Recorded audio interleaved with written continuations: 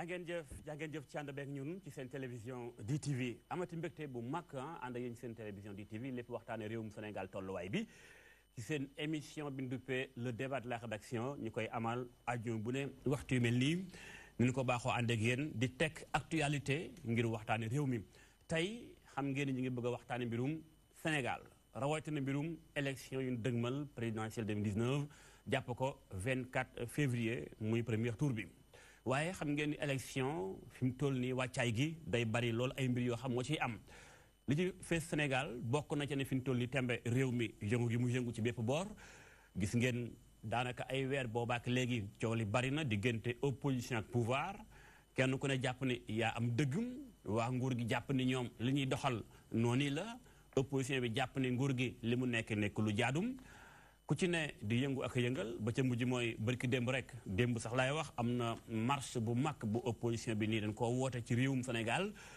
ñii tamit di waa pouvoir gis ni wax ji daal lu mën a bari opposition bi li muy laaj muy mbirum fichier électoral bi jot ca ak anam googu ñu ko bëggee mënta nekk. beneen mbir tam amaat muy ñu am na ay candidat yoo xam ne ñu faaw ñu bokk ci élection présidentielle yi seen tur mi ngi tàmbalee feeñ ko mel ni Karim Wade wala itam ku mel ni Khalifa Bakar Sall loolu lépp bu ñu ko boolee day mel ni kon pëcc xoolay nuru mu mel ni kon cafouillage am na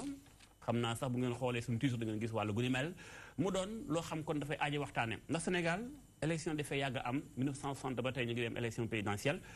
di gis ni kat Sénégal ñaare dana am ay yëngu-yëngu yu am waaye yëngu-yëngu yi kat dana am foofu duñu bëgg mu yegg fa ba ca mujj mooy 2012 élection présidentielle yi xam ngeen ni bari woon na loolu ay manifestation ci mbeddi Sénégal yi la ca faatu daanaka bu sukkandikoo ci kuréel yi sàmm ak doomu aadama jege na ñaar fukki nit ñàkk seen bakkan ci jamono yooyu lém Sénégal dëgmal élection kon faaw ñu teel a fagu ndax xëy na fegu moo gën faju ñu koy waxee lu mel nii bu amee waxtaanee ko mënta ñàkk ba Sénégal dem ci élection yi ci jàmm génn ci jàmm ñëpp dem liggéey yi ban du jóg xeer du naaw lépp am ci jàmm ak salaam loolu waxtaanee ko moo tax tey jii ñu ànd fi ay kàngam ci plateau bi bokk na ca ni Pape Sayer Gueye moom représenté fi opposition bi jóge ci parti démocratique sénégalais sëñ Gueye nuyu naa la bu baax. Modou Mbacké maa ngi lay fay di nuyu sama frère Ibrahima Badiane ñoo xamante bu baax. ndax bokkoon nañu làngu keppaaru président Abdoulaye Wade. àndoon ci ay yëngu-yëngu yu bari aussi ci université de Dakar. di nuyu mbooleem téléspectateurs yi di wax ni nga ko junjee rek sénégalais yi la ñuy waxal électeurs yi la ñuy waxal partenaire u Sénégal yi nga xam ni Sénégal nekk ci jàmm am stabilité ñu def ay élections yu jaar yoon bu ñu xëyee ku ne liggéey yi daf leen ñor te dëkk bi am nu mu tëdde guddi yi ñu génn te ku ne am ci wàllu tamit responsabilité responsabilité ak ay droit ak ay devoir ak nag ay valeurs yoo xam ne dafay loo xam duñ ko bind fenn waaye ci la ñuy nawe ci la ñuy gise ni ñii kët mate nañu li ñu leen teg kon inchallah di ñaan yàlla waxtaan bi may ñu électeurs yi citoyens yi nga xam ne duñu voté partenaire u Sénégal ak bailleurs yi yëpp ñu may nopp li ñuy waxtaane fii parce que dama fi ñëw ci turu parti démocratique sénégalais ku ne xam na ni parti démocratique sénégalais dafa nekk ci front de résistance nationale bi nga xam ni lu bari moo ko tax a jot ngir dëgëral démocratie ngir état de droit ngir liberté yi ñu yaatal ko kon loolu tamit suñu mbokk yooyu la ñu bokk daan nàmp ak di ko waxtaane danañ ko jikkiwaale fii incha allah muy Pape Sayer Gueye nekkal fi kon opposition bi damay dem ci genn wér gi Ibrahima Badiane yaa fi nekkal coalition Benno Bokk Yaakaar Badiane nuyu naa la bu baax nuyu naa la sëñ bi Modou Mbacké kii ñaa Modou Mbacké ñaa donc di la gërëm di la sant ci invitation bi am mbégte loolu nag d'accord ak sama waa ji nga xam ne vraiment nous avons fait nos humanités politiques ensemble depuis mouvement des élèves étudiants libéraux ba UJTL ñu doon dem régulièrement ak seen kër Kébémer papam bokkoon ci wëllëre Ablaye Wade ñu doon fa dem régulièrement dañu doon dem régulièrement seen kër parce que ñun vraiment ñun ñoo nekkoon carrément yàgg na jàppante ça date pas d'aujourd'hui dañ fa doon dama doon dem seen kër ñun dañ fa doon dem ñun ak ñoom Modou Diagne Fada ñoom Cheikh Seck ak ñu ñëpp benn la ñoon vraiment on a tout fait ensemble vraiment ma am ci kontaante lool parce que géej naa ko gis loolu xanaa kon misaal la kon ci ni réew mi ñëpp benn bopp la benn la c'est exactement la même chose vraiment bi ma ko lu fi jar yëngal ak nux jaru ko donc di ko vraiment kontaan ci lool di nuyu également aussi téléspectateurs yi nga xam ne ñoo ñuy seetaan ci jamono ji te ñaan yàlla nag comme ni mu ko waxee lii ni ñu seq nii tey njëriñ jógee fi kenn bañ ci am gàcce kenn bañ ci loru lépp loo xam ne dafa lëndëmoon leer ci intérêt Sénégal daañu ko toj incha allah faram-fàcce ko ñuy xaarandi Ndiaga Sylla di expert électoral moom itam war ñoo tojal lu bari ci diggante opposition pouvoir en tant que indépendant far ci civil bi nga xam ñoom faruñu fenn fu ci askanu Sénégal ñu ngi koy xaar mi ngi yëg CSB ngeen di seen tam ñu ngi xaar waa ministère de l'intérieur bi nga xam te ne bi coow li lu jig njaak ñoom ñooy njaak ndax ñoo yor ca gël guy li war a lijjanti mbir yi waaye nag xamaguma ci ñoom ana kun war a wax ni mooy ñëw ginnaaw bi ma jox ak ñoom dem ba léegi maa ngi leen di xaar ni CSB ngeen di seen ñu ci war a toog incha allah damay dem régie ñu seetaan benn élément boo xam te ni bi Aïda Mbène Niass def na ko bu nu ko seetaanee moo ñuy dugal ci suñu waxtaan ñu dem régie ànd ak moom incha allah. bi lépp mbooloo bu takku dalal na xelub ñi féete ci Front National de Résistance ñoom ñi féete ci opposition bile li ñuy sàkku ci njiitu réew mi mooy mu teggi loxo ñu jàpp ne ay otage politique lañu. wax Macky Sall ñu ne bu foogee ni Karim Wade du bokk ci élection yi wala Khalifa Sall du bokk ci élection yi day nax boppam ñu Sénégalais dañoo décider pour que Khalifa bokk pour que Karim bokk pour que élection yi jaar ci yoon. lu mu ko jaral pour toog jaral nañu ko ñun opposition bi pour mu jóge fi. opposition bi taxaw wax lii dëggam. bi ñu ñëw place de l'Obélisque mu jaraloon ko bakkanam tey loolu lañ jaral. teg si nag di wane ni fas yéene naa dem ba jeex ngir ñu amal ci leeraange organisation présidentielle yu 2019. xam nañ dañoo sàcc élection législative yi ak ay pexe ñoom xam nañ ko sax moo tax ñoom booba léegi mënuñoo jubilé mënuñoo am promotion lañ ñu defoon nag jàng nañ ko te duñ ko def ci présidentielle yi. ñoo ngi koy wax ni lépp lu am fileeg élection présidentielle nga xam ni moom mooy responsable. il faut que ñu xeex pour que lii mu jóge fi donc moo tax gis ngeen opposition bi yëpp dajaloo nañ te duñu tàyyi duñu bàyyi. élèves ak étudiants libéraux yi ñoom itam ñu ngi sàkku rek ci képp koo xam ni ndaw nga rek wane sa bopp ngir bañ li ñu dippe dictature. fi ñii njaayum doole bi njiitum réew mi duñu njaay doole réew mi réewum démocratie la réew mi yoon la ku bëgg organiser élection da nga koy organiser ci ay conditions yu leer nañ. opposition bi lee booloo def benn say.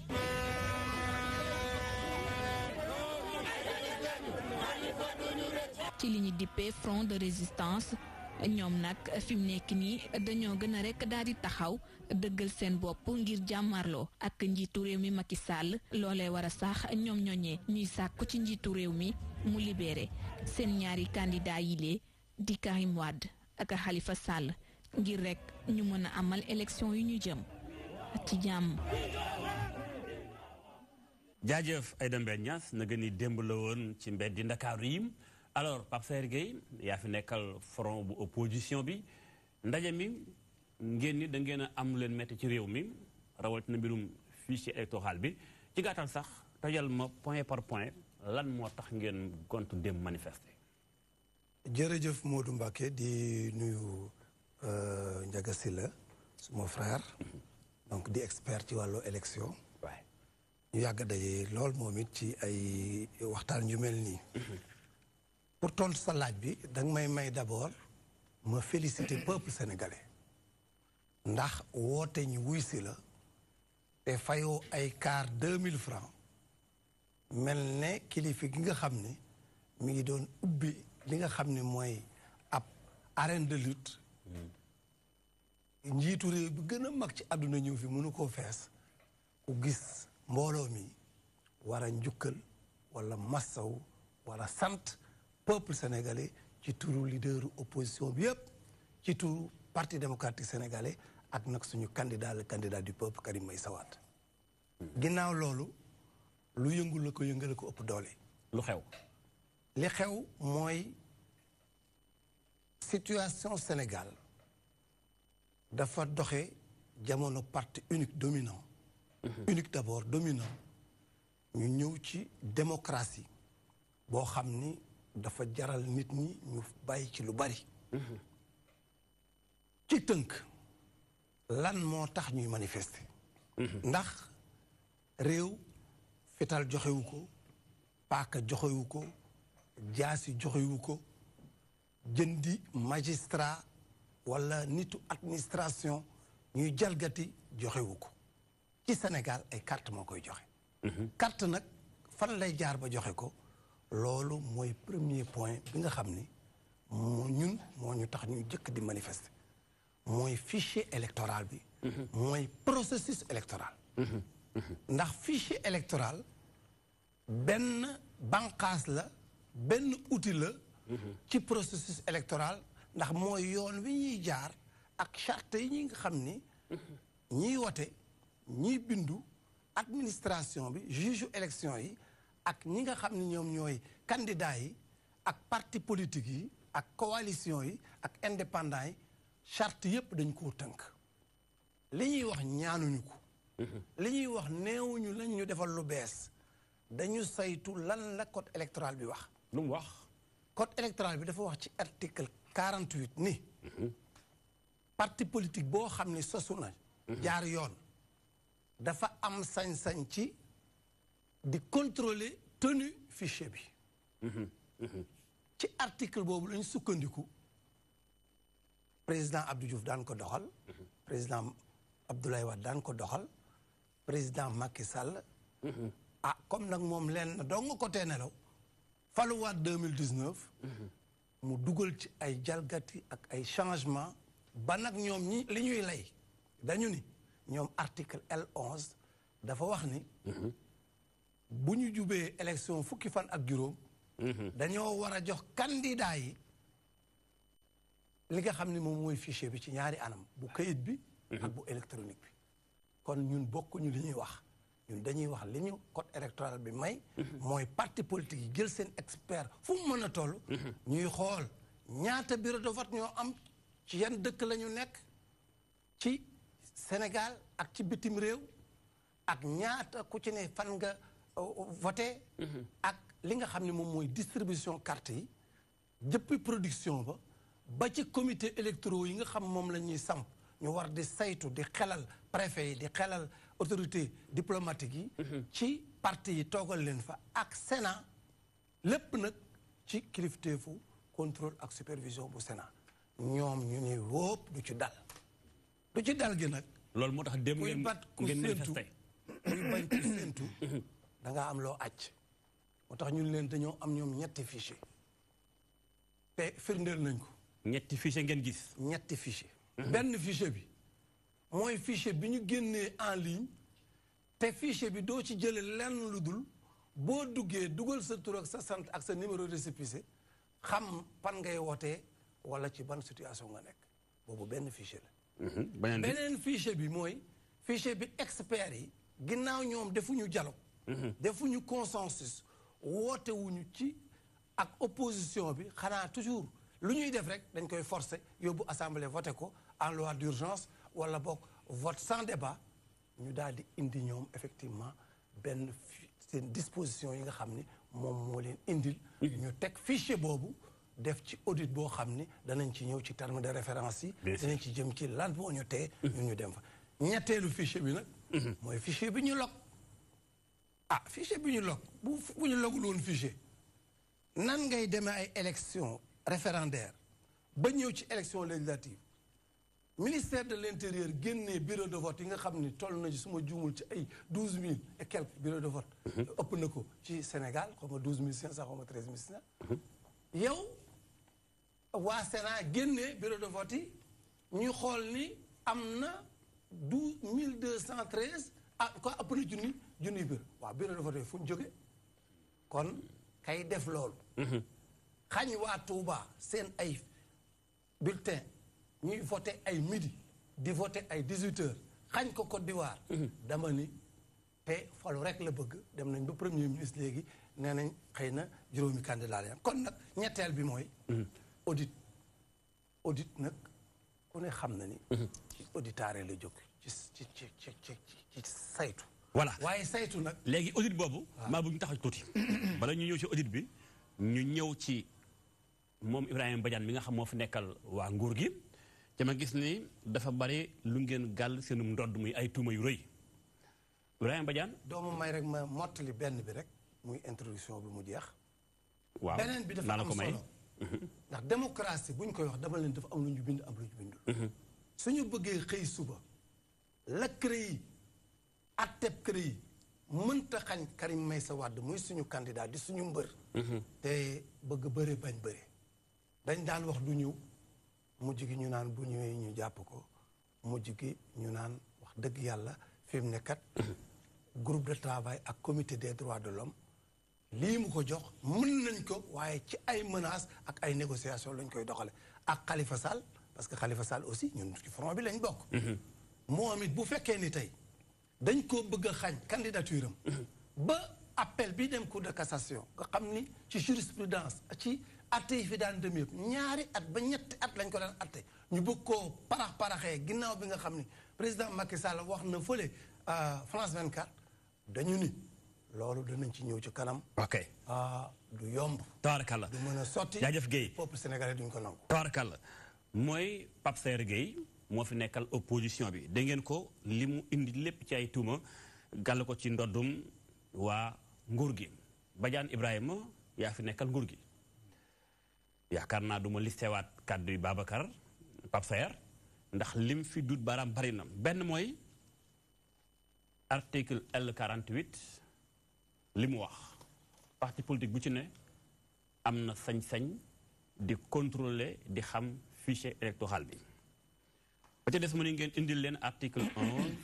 bu caa sukkandiku moom mu ni kat 15 jours la ñuy war a mën a jox candidat bi mu daal di mën a xam fichier bi mu ni aussi am ngeen 3 fichiers alors loolu moom naka la mën a nekk ci dëkku démocratie bu mel ni Sénégal sëñ Badiane. merci beaucoup maa ngi gërëm suma waajukaay nee naa ko moom ay données yu màgget la yore. yu bees yi kon li mu wax nii dafa màgget. c'est vrai parce que ils ne se mettent pas à jour. lan moo bees fu nit ñi di toog di waxtaanee duñ fa nekk dañuy boycott ñoom vraiment. maître Wade bàyyi woon na boycott depuis élection locale yooyu. Laye Diop Diatta ndeysaan je crois que waroon na ci bokkoon na sax je crois ci ñi kii woon. et qu'il avait la possibilité de gagner la Casamance et beaucoup d'autres localités mais malheureusement année boobu on avait boycotté et il disait bi ñu nekkee opposition avant ñuy dem ci élection 96 yi. mais il n'est plus question de boycotter parce que la politique de la chaise vide ne paye pas bon malheureusement ils n'ont pas retenu la leçon.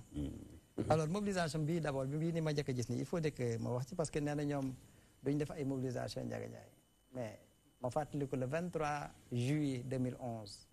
ñun ba ñu organiser anniversaire yi M23 le matin ngoon gi dañu organiser ñoom activité fële ancienne piste rangale ay Ndiaga Ndiaye yu dul jeex il disait en son temps qu'ils avaient 3 millions de personnes en réalité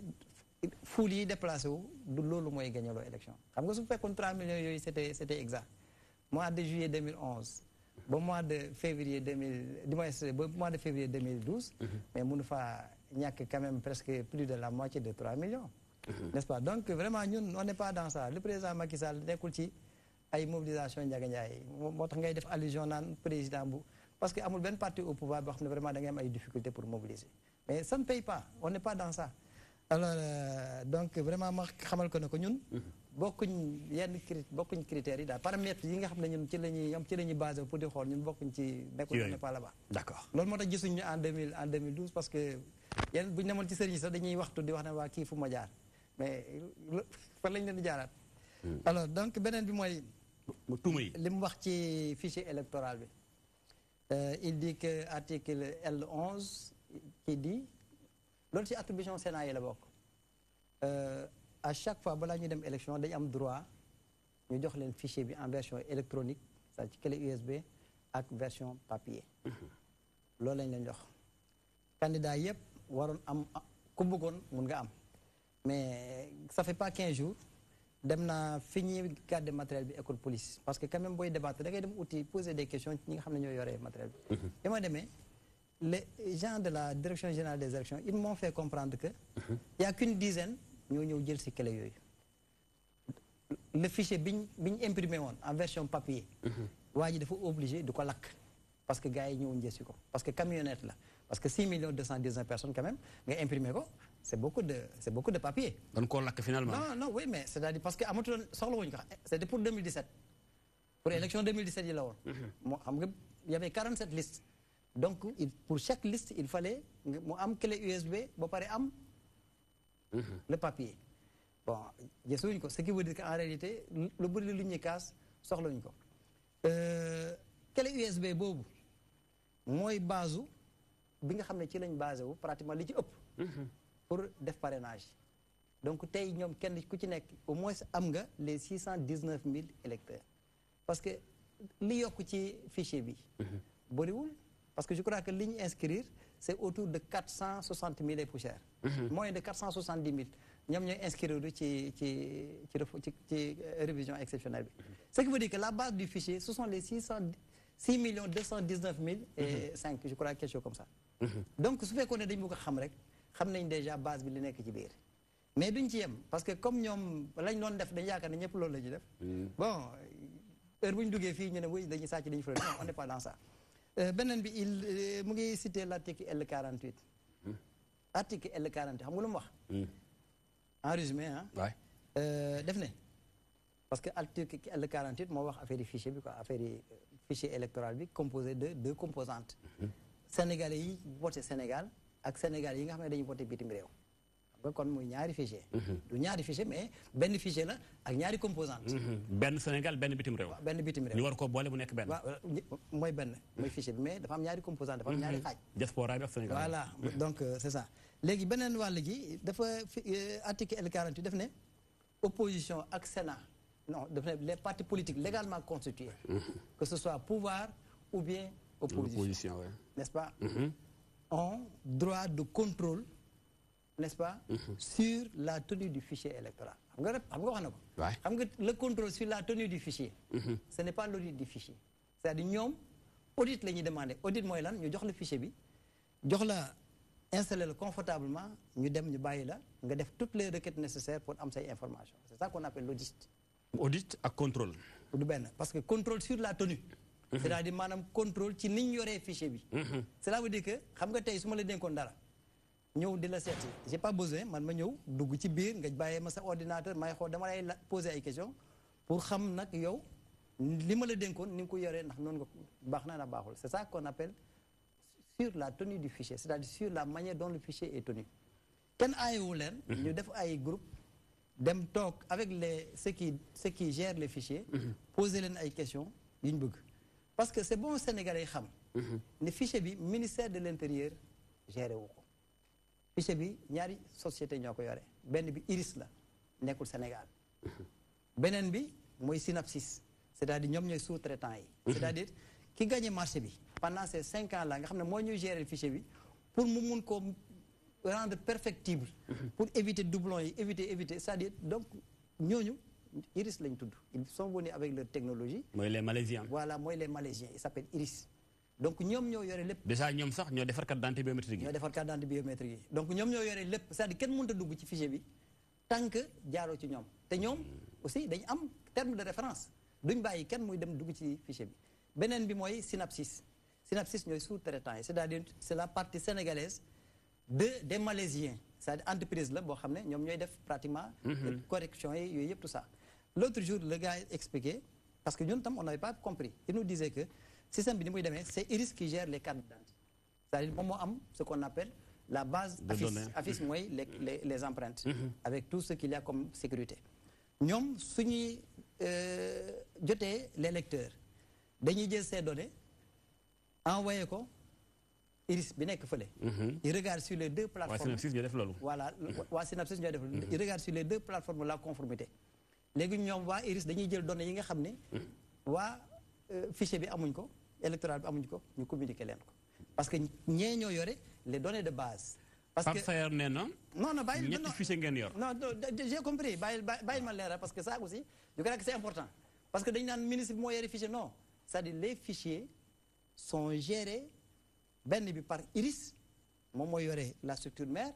def sous-traitant ak ñu ñu ooy Synapsis. Ce qui fait que ñoom li ñu waroon a def mooy dem demander foofu gis nga auditeurs yi bi ñëwee. ah opposition bi dem demander Iris. mais c'est ça non parce qu'en réalité ñoom mënuñu jot Iris mais Iris dafa am sous-traitant local. muy Synapsis. muy Synapsis. léegi ñoom s'ils veulent le ministère peut leur faire un papier ils n'ont qu'à aller rencontrer les techniciens de Synapsis. ndax nekku ni ministère moo jox Synapsis wala Iris. non ministère mënut a jox parce que c'est sûr l'état la bëgg a wax. non appel d'offre la c'est un appel d'offre. état moo jox xam nga avant ñii ñeneen ñoo fi nekkoon. kii bokkoon na ci ñi nekkoon ci audit bi en 2011. avec le comité de veille. c'est-à-dire en son temps auditeurs bi ñëwee dañu amoon difficulté pour accéder ci li ñu doon ooyee la fameuse boîte noire. parce que c'est là où étaient stockées toutes les informations confidentielles. daan nga dégg ñu naan waa ji defar affaire bi bëggul ko ci dugg parce que c'est confidentiel c'est donné confidentiel il faut pas que les gens comprennent. ce qui n'est pas le cas cette fois-ci ñoom bu ñu ñëwee parce que c'était les mêmes qui étaient là en 2011 ñoo ñëwaat donc xamoon nañ li fi bàyyi woon. alors donc bu ñu ñëwee ils ont fait venir les Malaisiens pour mu mun leen permettre ñoom ñu accéder c'est-à-dire à la totalité du fichier pour faire les requêtes nécessaires pour comprendre tout ce qu'il y avait donc dans le fichier. fichier yi benn la am ñaaram ñett. parce que li ni may wax ni c'est important. dinaa ci ñëw. pour que quand même sénégalais comprendre nu mu demee. en réalité liñ ñuy accuser di wax ne ñun dañuy def ay non defuñ benn requête. on ne fait absolument rien fichier bi c'est en lecture seule tout ce que les gens peuvent faire c'est d'ouvrir de regarder et de fermer mais kenn mënu ci def benn manipulation bi gën a tuuti parce que faut pas que li ñuy fàtte ne Malaisiens yi ils seront consultants ailleurs c'est-à-dire on est en train de construire la carte d'identité biométrique à puce CEDEAO donc données yi du données Sénégal rek mais données CEDEAO yépp la ñuy bokk loolu moo tax mu am numéro CEDEAO boo xam ne foo dem dans la sous-région da nga am sa terminaison da nga am sa terminaison donc da nga am sa code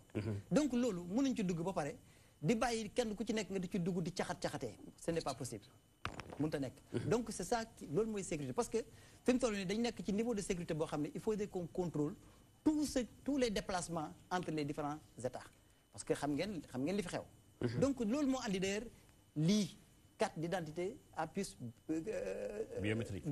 biométrique à puce CEDEAO. Alors donc je crois que ça il faut quand même que ñu comprendre. yaakaar naa pàcc boobu leer na. maintenant beneen bi mooy li muy ooyee les 3 fichiers. xam nga ñi. ñaata fichier ngeen yor. xam nga maa ngi ànduwaale document bi lii ça date de 2004 mooy bi ñu doon wax IDEWA initiative pour le départ de Wade. gis nga li mu doon wax fii nii yëpp mun naa. boo di doon wax loolu. C'était l'opposition d'alors mais man temps boobu man maa ngi pouvoir parce que moi j'ai démissionné en 2005 laa démissionné boobu démissionné bu ma woon c'était IDEWA initiative pour le départ de Wade alors en conclusion il disait que s'agissant de la transparence des élections il dit que ce sont les minorités qui truquent les élections et non ceux qui ont la majorité il dit que pour finir la classe politique doit bâtir donc un modèle démocratique et il dit que si j'étais le chef d'orchestre avec un seul instrument je n'aurais pas produit une seule mélodie ni une symphonie. xam nga léegi li la jublu ci léegi. non li ma ci jublu mooy. da nga bëgg a wax ni kon li leen tuumaal yàgg na fi. non c'est-à-dire c'est pratiquement à chaque fois qu'une composante est à l'opposition dafay jàpp ni ñee li ñuy def ay lu xoor la c'est ça qui n'est pas bon. hier je l'ai dit séminaire bi ma nekkoon parce que faut pas que les gens pensent que ñoom rek ñoo am valeur ñoom rek ñoo am éthique ñoo am morale. bëgg naa nga tontu ci fichier benn wala ñaar mbaa ñett bala ma dem ci njaga. non maa ngi ñëw ci fichier bi alors donc je crois que il faut quand même qu'on se fasse confiance xam nga quelqu'un me disait que fii ñun suñu démocratie c'est une démocratie de suspicion gis nga y a pas 3 fichiers il y a un seul fichier électoral maintenant nag ñoom li ñu bëggoon dañ ne nañ leen jox le fichier des cartes d'identité ñu mën a toog parce que bu ñu amee le fichier des cartes d'identité li ñu ooyee le discriminant dañ koy am xam nga ñoom déjà am nañ fichier bi ñu ngi ko yore ci clé USB ils ont les 6 219 000 personnes mais loolu rek mën nañ ci def ñoom seen parrainage donc benn donnée moo leen manqué mooy li nekk ci fichier carte d'identité bi donc loolu boo leen ko joxee mais jaratul ñu déplacé wu parce que dañ koy copier ñëw toog jàkkaarloog ak seen ordinateur am nañ clé USB génnee li ñuy def bind ko ci seen liste dem déposer alors que donc je crois que comme dañ ne discriminant ñun ñëpp ñoo ci bokk yem ñoom dañuy daje ak ñun ci terrain bi su fekkoon ne ñun demuñ nekkuñ ci terrain bi mais ñoom mën a wax ñun ñoo leen ëpp ci terrain bi te li ñuy produire ci terrain bi ñoom li ñu ko produire ci terrain bi xam nga dégg nga leen début bi xam nga début bi wax déggoo leen ñu naan woy dañ copier fichier bi da nga dégg woy ñu ngay achat de conscience ñu ngay fay nit ñi xaalis ñu ngay jënd conscience léegi dañ dem ba ci fin bi ils se sont rendu compte que ñun doublé nañ leen lañ amakas ndew ñoom am na ñu bëri ci ñoom ñoo xam ne ñu ngi sont en train de jeter l'éponge mais en réalité 3 fichiers yi ça n'a jamais existé ça n'existe que dans leur imaginaire c'est-à-dire ñoom rek ñoo koy wax parce que xam nañ ne bu ñu demee élection dinañ leen tàllal boo xam ne kenn mësul leen ko tàll jaajëf Ibrahima Badiane alors Sénégal yi ñu ngi suivre xam naa gis ngeen Pape Saer Gueye tuuma yi dégg ngeen tontuk Ibrahima Badiane mi fi nekkal Benno Bokk Yaakaar li mu weddi ki ma jàpp ni moo fi arbitre may fàttali ni li ñu fi wax tam concernant bu baax waa direction des élections bi nga xam te ni ñoom itam seen CSB bu ñëwoon dana baax lool ndax li ñuy wax lu ñu bari ci ñoom dafa leen a concerné waaye Ndiaga yow expert électoral nga liggéey nga ay yoon ci mbirum fichier beeg mbirum code électoral beeg ñoom seen bi nga déggee ñaari wàll yi tuumaal seen diggante dégg nga tuuma yi Pape Saer indi dégg nga tontu li dama lay bàyyi nga def ci jàngat d'abord bala muy ñëw samay question Massa Thion asalaamaaleykum Modou Mbacké maa ngi nuyu sama naataango yi sama mag Saer ak Ibrahima je pense que position yi nga xam ne ñoom moom la ñuy développé dafay wane rek contexte bi ñu nekk ndaxte ay la yowén nag dañu jóge ci ay élections législatives mu amoon sumb bu mag boo xam ne sumb nañ ko waaye malheureusement muy refonte partielle bi ñu def donte tax dañ ko tuddee refonte partielle mais suñuy xool dëgg-dëgg refonte totale la ndaxte su fekkee da ngay wax refonte partielle da ngay jël noyau dur nga ni ñii kat woote woon nañu wala jëli woon nañu seen carte ñooñu dañ leen di reconduire automatiquement jarul ñuy déplacé wu. boo doon toj refonte. waaw pour ki may seetaan ci xëy na yooyu terme technique du ko mën a comprendre noo koy mën a tojale mu ci résumé mu xam ko. waaw xam nga code électoral dafa am article L39 moom moo wax ni les listes électorales sont permanentes donc ci yoon ku xës boo bindu soo laajul ñu génne la waruñu la génne lu may nag nga perdre say droits civils et politiques wala nga faatu may nañ nag ginnaaw bi ñu waxee principe boobu ñu ni terewul at mu jot dafay am révision annuelle moom la ñuy wax révision ordinaire. mooy càmbar. maanaam permettre ñi nga xam ni amuñu woon maanaam at fukki at ak juróom-ñett. bu tax ñoom ñu nekk ci fichier bi ñu ubbil leen ko ñoom ñu mën a bindu. ñu permettre aussi sénégalais bi nga xam ni maanaam dëkkoon na Ndar tuxu ci diggante bi dëkk Kaolack. pour que moom mu mën a modifier inscription. ñu permettre militaire wala paramilitaire boo xam ni nekk na civil mu mën a modifier wala civil boo xam ni nekk na militaire mu mën a modifier.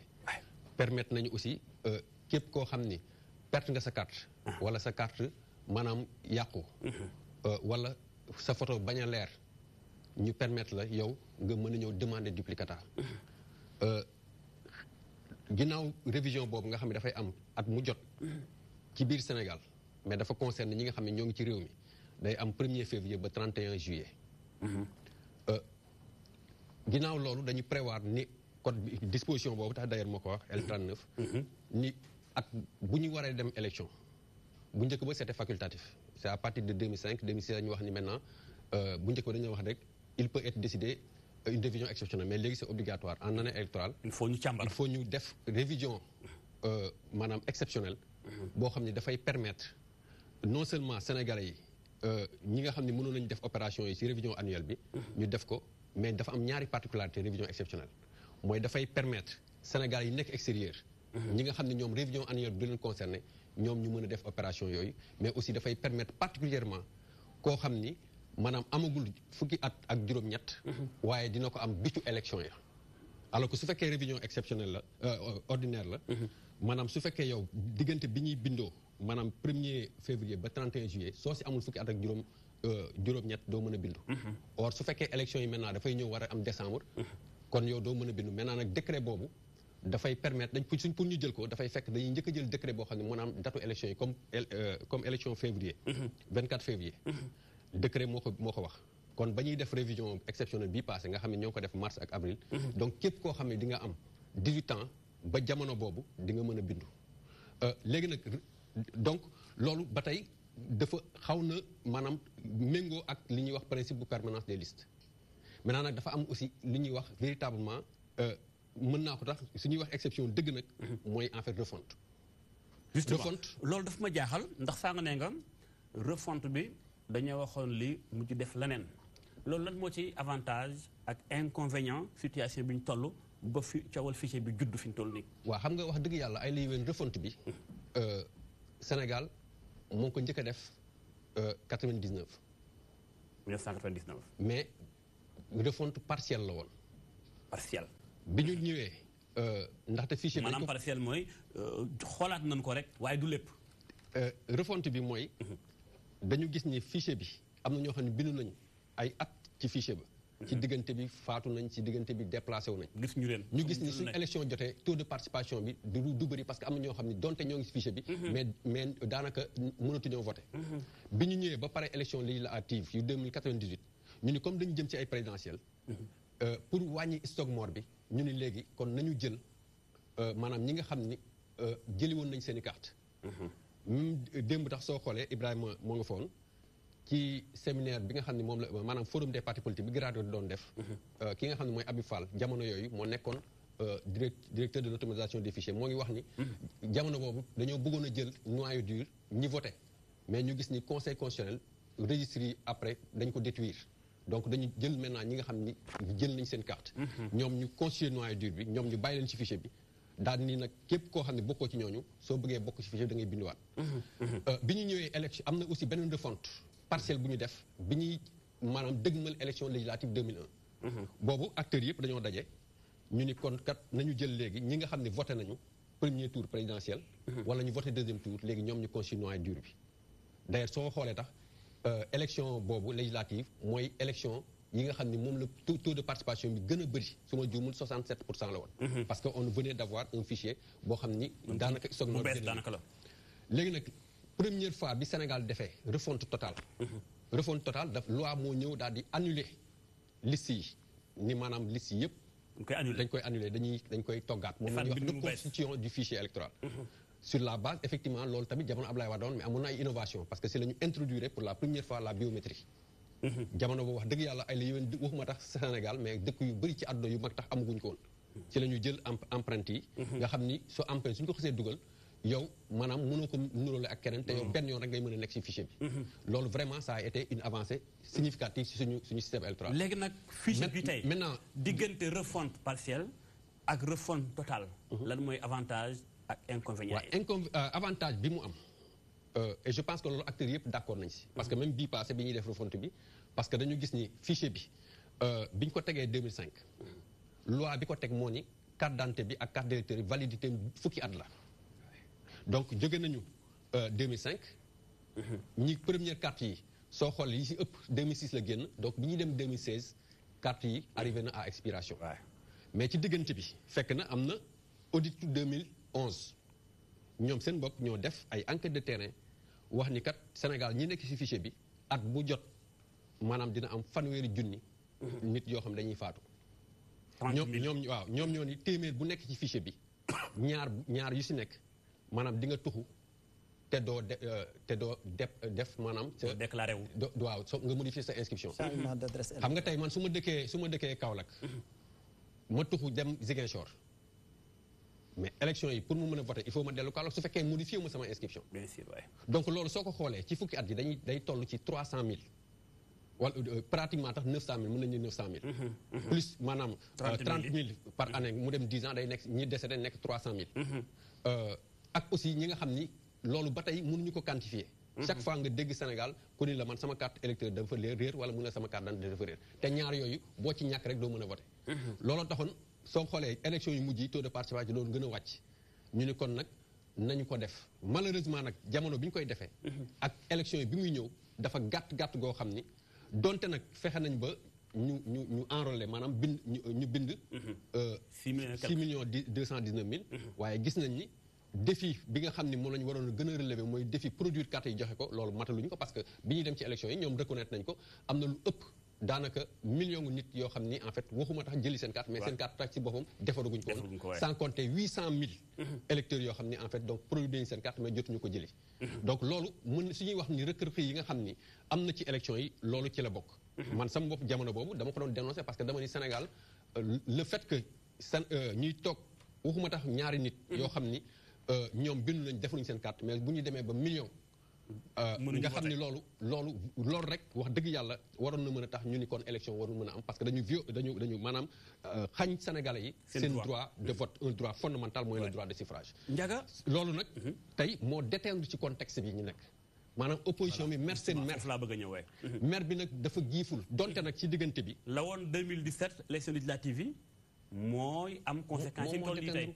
mu loolu moo indi opposition bi seen xel tey ba bañ leen woowee waxtaan ñoom ñëwuñu donte nag wax dëgg yàlla ñun demoon nañu représentation société civile ñun ndax doxoon nañ ci ay jéego pour wax ni nañu créer condition yoo xam ne dialogue bi maanaam waxtaan bi dina doon waxtaan woo xam ne dina boole ñëpp mu yaatu il est vrai maintenant que ña jot a ñëw ànd méngoo nañu ànd définir ay termes de référence définir même maanaam ponk yi ñuy war a waxtaan ci la ñu def d'ailleurs maanaam ñu définir ay TDR consensuel pour ñu war a def audit fichier électoral bi donte ay experts jóge nañ bitim réew ba attester de la fiabilité du fichier mais wax dëgg yàlla opposition bi ña ci ëpp wala gën cee am doole ñoom ñëwuñu woon donc ñoom tey dañu jàpp ni li xew lépp maanaam puisque dafa xew seen ginnaaw moom moo tax ba léegi ñoom fi ñu jàppoon la ñu jàpp donc moo tax tey je pense que ñoom ñoo ngi réclamer en se fondant ci disposition yi nga xam ne code électoral moo ko wax parce que disposition yooyu disposition yu leer la bu ci nekk mais waruñu leen a confondre ñoom ñaar mooy L48 waaw parce que L48 ay la yéwén nag moom moo wax ni parti politique yi ak Sénat am nañu droit di saytu fichier bi maanaam di ko xool audit mënoo ko jëlee mënoo ko méngale ak maanaam mënoo ko différencier ak contrôle waaw moo tax sax bi ko Badiane waxeem nee naa ko audit ak contrôle foofu ñaari baat yi am na wuute ci dégg mais daanaka ñoo bokk ndey ak baay comme si sa neuf ñooy bokk luy waaw soo xoolee xam nga même code bi daanaan la droit de regard et de contrôle yaanaa même am na tax ñoo xam ne dañu la c'est redondant parce que mën ngaa xool parce que booy contrôle da ngay xool am na tax ñun waroon nañu wax rek contrôle man ci li ma jàpp contrôle ak audit mënuñu ko différencier léegi nag xëy na audit bi contrôle yow chaque jour mën nga ñëw nga ni damay contrôler mais xam nañu dans la pratique mbir mi daawul demee noonu donte parti politique am nañ droit mais xam nañu loolu aussi ça fait désordre léegi nag ci li nga xam ne ñun xam nañ ko ci depuis lu mat ñaar fukki at mooy Sénégal am na tradition di def audit depuis 2000 audit du fichier audit du fichier 2000 ñëpp ñoo ngi fàttaliku bañu daanaka bi élection yi desee weer lañ ko def parce que loolu jàppoon nañ ni moom mën a tax maanaam crise de confiance bi nga xam ne am na parce que tey foofu la ñu toll c'est-à-dire Sénégal dafa am une véritable crise de confiance entre les acteurs loolu moo gën a tax par exemple mu am une rupture du dialogue politique voilà léegi nag pour que ñu mën a dem ci élection yi mu dal il faut que ñu restaurer la confiance et je pense que restaurer la confiance moo ngi tàmbalee puisque ñële participer wuñu woon ci audit bi et ci diggante bi refonte maanaam révision exceptionnelle bi dafa enrôler plus de 400 000 électeurs loolu kese rek war na mën a tax ñu may leen sañ-sañ bi nga xam ne moom la leen code électoral bi may pour que ñoom ñu mën a saytu audit maanaam fichier bi il est vrai maintenant que foofu laay terminer tey xëy na mënuñu waxaat ne dañuy woowaat maanaam mission d'audit international puisque ñoom jóge nañu fi mois de février ba joxe seen rapport mais tey opposition bi mën na am sañ-sañ comme dañ ko defoon 2009 dama koy fàttali souvent 2009 opposition bi si boppam ñoom ñoo demandé ministère bi ni ko dañoo bëgg a def audit complémentaire ñoom seen bopp tax ñoo ni ko ñun fukki fan tax doy na ñu indi seen i experts maintenant nag il est vrai que aussi ñoom ñoo la gën a xam ne ministère pour des questions de sécurité d'ailleurs l'ancien DAF moo koy wax fichier bi dañ koy sécuriser 2007 tax ba ñuy def audit bi c'est vrai que Ibrahima dafa wax sànq 2011 mais boîte noire bi parce que les experts internationaux bu ñu ñëwee ñoom ils ont accès à tout muy 2011 comme 2018 bi mais seulement 2007 audit bi ñu defoon société civile moo indi woon ay experts ak parti politique yi donc foofu aussi moom la ñu doon wax jamono boobu naan boîte noire ak ay dañoo war a accéder si logarithme yi mais su fekkee ni moom wax dëgg yàlla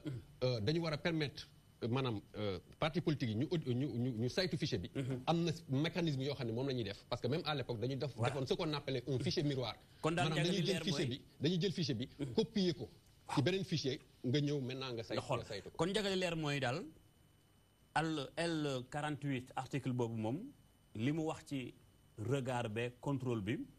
Badiane gis ni xëy na tekkiwul audit da ngay jàpp ni foofu benn la du ñàkk moom bu ñëwaatee dina leeral dinaa ñëwaat léegi ak yow ñu mën a xool lan mooy indi problème bi ci L48 ak L11 bi nga xam te ne bi waa pouvoir nee ñu fukki fan ak juróom ca loolu la article L15 bi L11 bi wax boo indee L48 mu am foofu wuute tuuti loolu dañ ci ñëw léegi alors Pape Saer bi nga tuumaalee sànq waa pouvoir Badiane Ibrahima weddi na ko nee na fichier benn ba ñaar ba ñett nekkul lu am bëgg naa nga woon ma preuve xëy na ci argument booy teg ngir Sénégal yi bàyyi xel xam ni lii ngeen wax ni fi ngeen ko teg ba ci des mu ni ba tey L48 bi ñëwaat na ci lan def mënuñu ko weesu ndax fichier bi kat IRIS moo ko yore lëkkaloo ci ak Synapsis mi nga xam mooy représenté fi nga xam mooy Sénégal kon ñoom dem ministère naan leen ana fichier bi du seen cër dem leen ca IRIS wala Synapsis mi leen fi nekkal ba ci des tamit mu gis ni lu jëm ci manifestation ñoom seen sax yooyu duma ci ñëwaat ndax moom argument bu doon joxe la ndax dañ ko dut baaraam ki président alors looy tontu ci lii argument booy joxe Sénégal yi bàyyi xel xam ni lii moom lu wér la preuve à l'appui ci explication. damay leeral rek nii man dama joxe argument yoo xam du moom pour convaincre ko du pour convaincre ñekki table citoyen sénégalais yi laa wax. bien sûr ndax ñoo lay xool instant bi. ñooy xool ñooy sama cible. te li ma wax dama ni ñetti fichier ñoo am. premier fichier bi mooy bi nga xam ni ku toog sa kër dem am connexion. dugal sa tur dugal sa récépissé xam fan ngay bindoo bokk nga wala bokk. ñaareelu fichier bi mooy bi muy wax ñu audité ko mu bañ ñoom ñu bañ dinaa ci ñëw li muy wax ay IRIS ak Synapsis. ñu bañ opposition bi maa ngi sant bu baax vraiment société civile parce que li mu wax leer na nañ wax na ni 48 article L48 li mu jublu mooy parti politique yi dañ am sañ-sañ ay li yëwan nañ leen ko jox. kon loolu moom leer na moom farul ci opposition farul ci pouvoir ma koy rafetlu. ñaareel bi aussi mooy L11 bi waxul ak parti politique yi candidat yi lay waxal foofu tamit mi ngi fay buruxal ni. en 2017 dañoo bañ a jëli suñu fiche waaye dafa fàtte ni Abdoulaye Daouda Diallo dafa refuser. ku ñuy wax Pape Gueye permanence ak Dip Thiaré. ñoo mobiliser les véhicules de la permanence pour dem jëli ko au dernier moment ñu techniciens yi ñu ngi leen bu leen ko jox. en ce qui concerne le parti démocratique sénégalais. bañ a jëli amu ci. kon bu fekkee ni am na parti bu jëliwul wala am na liste coalition bu jëliwul PDS bokkul ci bopp parce que ñun loolu daf ñu ñor. di wax ni xam nga li muy wax Synapsis ak IRIS. IRIS ñu ngi félicité wu ñu bañ nekkee opposition lu ñu waxul ci carte numérique yi amul. carte biométrique yi ñu indi. carte biométrique boo xam ne dañ ñu woon CEDEAO moo ko forcé ñëpp. ana ban réew la am ba tey. prétexte la woon pour ñu jalgati bañ a def ni mu ko waxee révision boo xam ni day doon partielle nga xam ni dañuy bañ a sonal askan bi. ñuy bindu ji waat ñenn ñi tayel su ko defee électeurs yi ni ñu waroon bare ñu bañ ko bare mais heureusement ndaw yi ñu doon daw parce que li tax ñoom bëgguñu woon. lu dul yemb 5 millions dafa am ndaw ñu bari. ñu fi am 18 ans te comme amuñu xëy te comme. université Sénégal yi léegi. boo xoolee léegi Pape baal ma dëgguma la mais da nga bëggoon. argument bu gën a taxaw ci mbirum fichier bi. sànq nee nga am na bopp mi ngi ci internet bi. ku tàppee ci site bi da nga ko mën a gis. benn bi mooy bi ñuy nëbb mais loolu rek dafa mënta doy xëy na preuve kii seetaan mais man mi toog nii daf may xaw a jaaxal loolu noo ko mën a expliquer ci lu gën a leer ñu xam ne fichier bi lii la bii lii la li gën a leer mooy. li ñëpp gis ku ne mën ko gis laa leen di tegtal kooku mën nga dem sa tàppe nga gis ko kon loolu am na ñaareel bi am mooy dama ne ñii def nañu liggéey ci fichier bii am parce que def nañ ci du lu virtuel mais xam nga dafa am lu ñuy tuddee fraude organisationnelle si nga kii li muy wax yëpp ay article moom mii ay synapsis ak iris c'est des instruments techniques mais suñu interlocuteur du parti politique sauf dañu nekk sous l'autorité du ministre qui est en charge des élections te dañ ko récuser parce que crise de confiance bi muy wax tant que càmbaruñ ko indi lan moo ko lal boo bëggee jël ay bulletins de vote yóbbu ko ba Italie Touba gii mënoo faa yóbbu ay bulletins de vote fexe ba 200 000 à 300 000 sénégalais voté wuñ fexe ba 400 000 yu bees yi nga fekk si muy 700 000 ñun amuñu ci lu leer nga jël 1 million de sénégalais imprimé woolu seeni carte li ci ëpp ay ndaw lañ parce que gëm nga ni yow kat ndaw ñi bu ñu bindoo bu ñu voté du ñu la voteel loolu soo ko xaymaa fekk si déjà muy 700 000 ak 1 million 200 muy presque 2 millions waaye 2 millions ku ko xañ ñañ mën a woteel gagné woo lu dul 49% di jëm ci ay élections présidentielles te ki ñu récusé muy ministre APR di maire d'un parti politique taxaw sénégalais yépp di ko gis mu ne man kat dinaa fexe ba ku bindu bëgg a woteel Macky Sall ñu fexe ba sa carte génn ñu fexe ba nga jot sa carte ñu fexe ba nga dem voté ci boole ci nag moom dafa am dossier boo xam ni sénégalais yépp xam nañ ko waxuma ko audit rapport ñoo ko wax OFNAC dañu wax ni Aly Ngouille Ndiaye ministre de l'intérieur ba mu nekkee ministre des mines dafa am ñaari dossier yoo xam ni ArcelorMittal ak Petro-Tim dafa am ay rapport de présentation yu mu tegoon nga xam ni moom li muy def ci élection yi ñu ñàkk nguur gi la benn kilifa doon wax waaye am naan ko ñàkk nguur gi dee sax ama ko gënal loolu moo tax confiance bi mënul am kon wóolu gi mi ngi nekk ci doomu aadama du lum tegul bëtam rek amul kon loolu la xel di jaar parce que bu fekkee ni fichier bi jaar na yoon bu fekkee ni audité nañ ko fiable nañ loi bi may na ma ko nga xañ ma ko dangaa bañ ba xam la ca nekk ma terminer ci lenn ma wax ni boo gisee ñun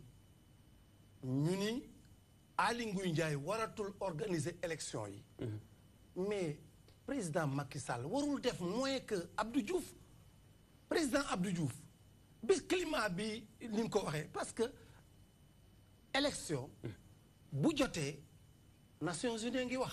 son représentant spécial wax na ne nañ ñi ngi topp lu ñu ñor la ñi ngi koy saytu li xew fii ak élection yi te acteurs politiques yi nañu waxtaan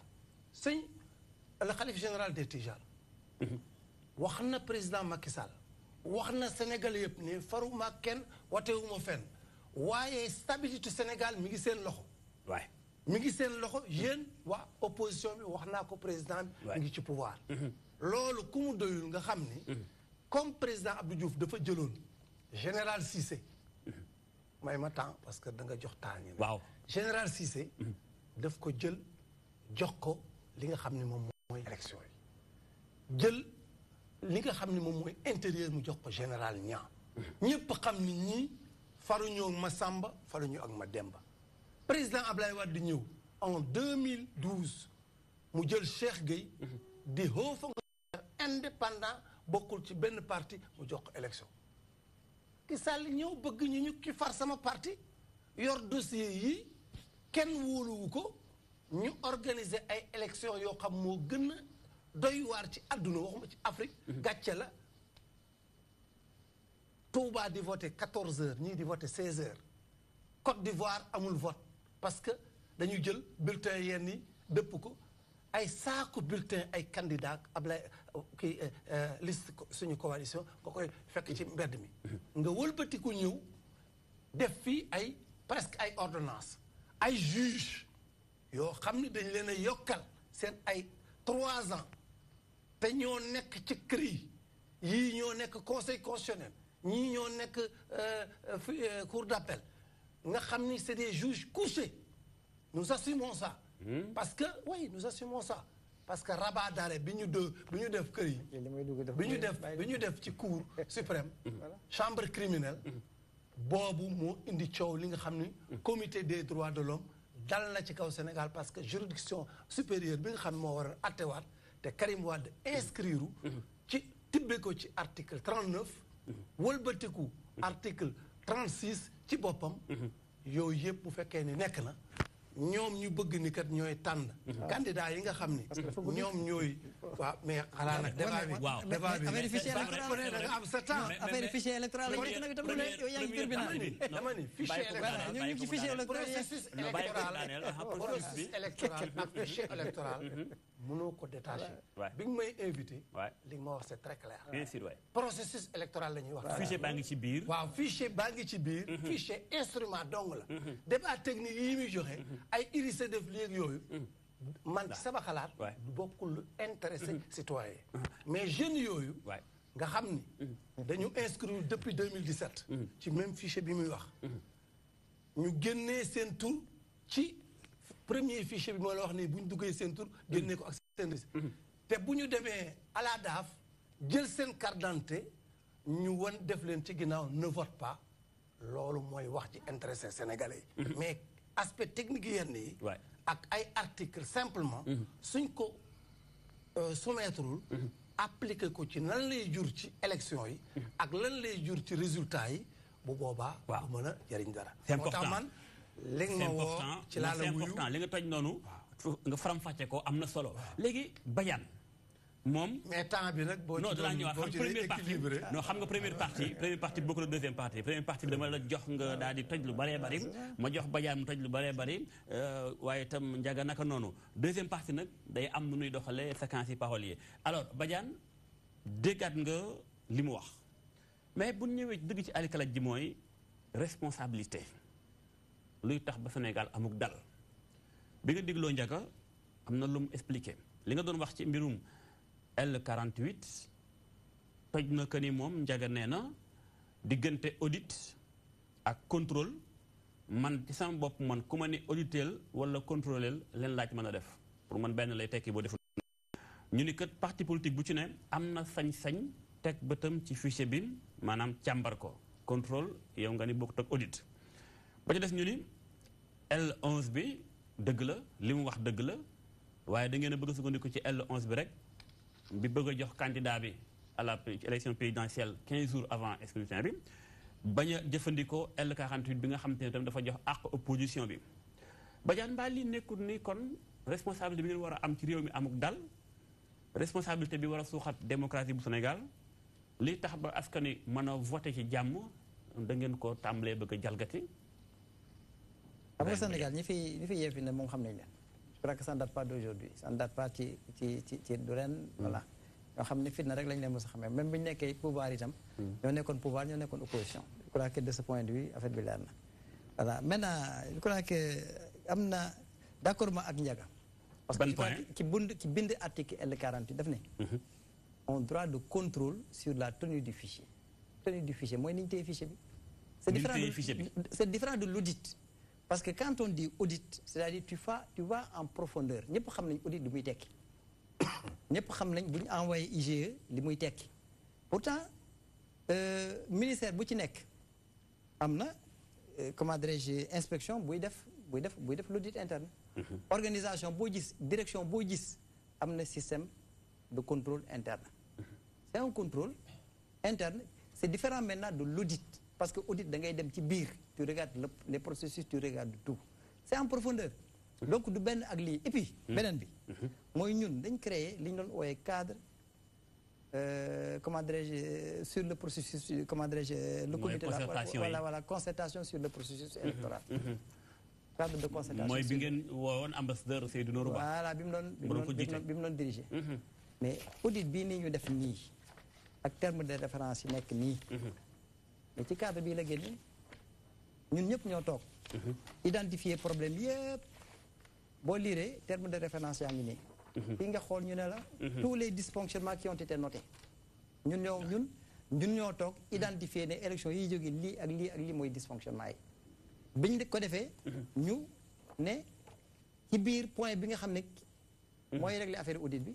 lii moo nekkoon matière mais ndax point yi ngeen souligné ndax mat na. ni mooy nekk di fonctionnement yi nga xam doxul woon élection yi mën na ay mais du ñun parce que ay acteurs politiques ñoo fa nekkoon. ok ñun composante pouvoir lañ. Il y avait ce qu'on appelait l'opposition, il y avait également aussi les non-alignés. Nous, comme nous ko wax, ils étaient là-bas. Donc le travail a été fait ensemble. Donc c'est sur cette base que nous avons audit. Mission d'audit avec des termes de référence très clairs.